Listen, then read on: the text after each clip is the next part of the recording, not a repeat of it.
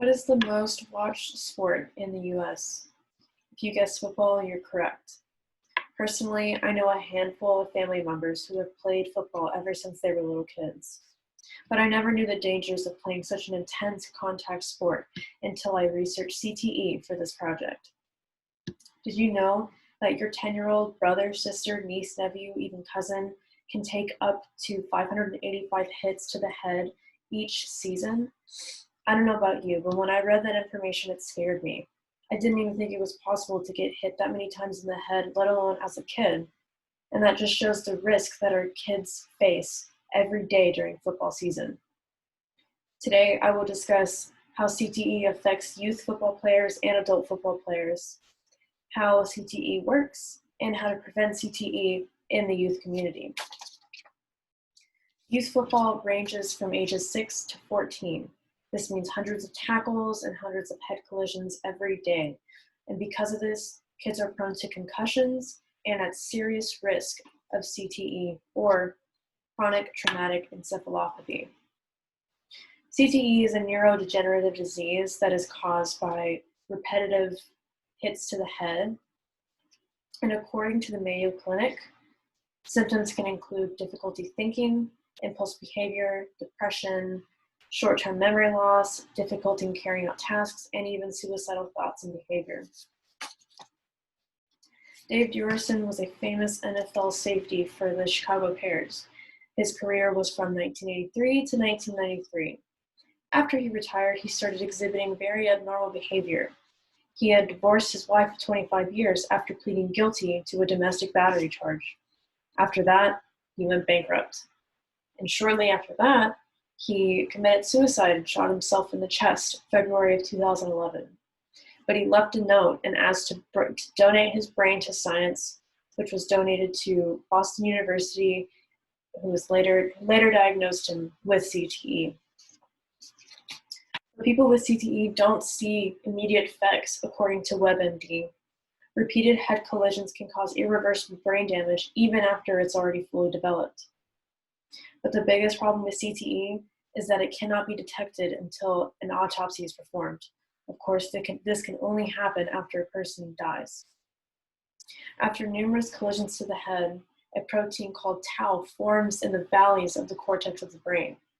After it accumulates, it kills off brain cells called neurons, prohibiting the brain from functioning normally.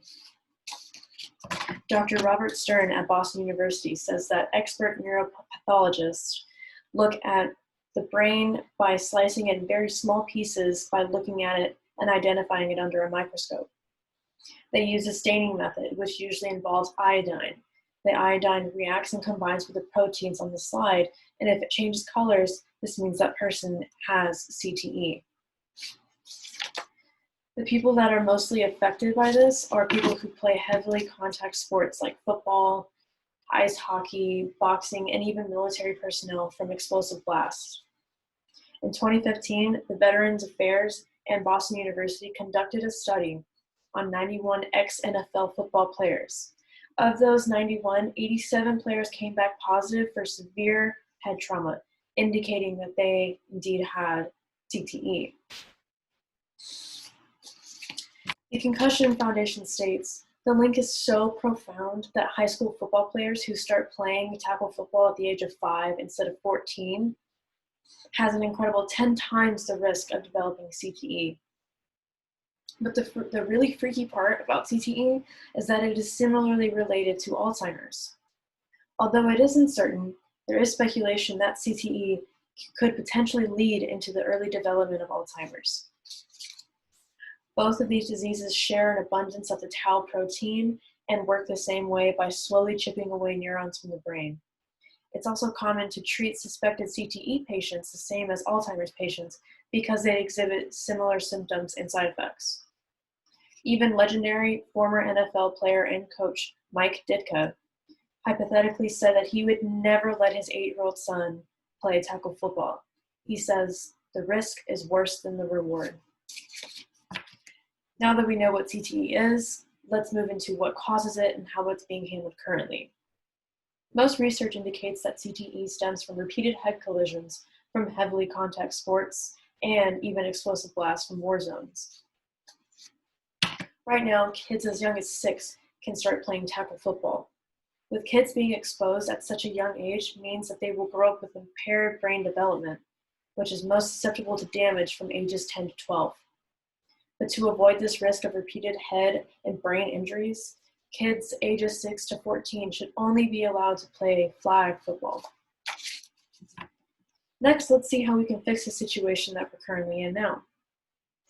Kids should not be able to play tackle football until the age of 14. Even Dr. Bennett Omalu, neuropathologist, says that no child under 14 should play tackle football because children are still at risk of brain damage even without concussion hits. Implementing flag football leagues up to the age of 14 would significantly decrease children with brain damage and also having properly trained coaches who have the player's best interests in mind. To make this work, we need to follow and implement policies like the Dave Dorison Act to prevent CTE, which prevented children under 12 from playing tackle football in the state of Illinois. Results would lead to less severe head injuries at a young age, less cases of CTE, and still provide a sport to keep the youth active.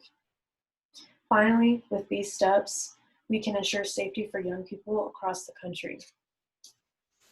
Today, I've stated the dangers of CTE, how it affects kids and adults, how CTE works, and how we can avoid putting those risks on our kids, siblings, and other family and friends. I hope I've shined a light on a serious problem that not a lot of people know about. It's time that we dig deeper and keep our kids as safe as possible, but still letting them participate in their favorite sport.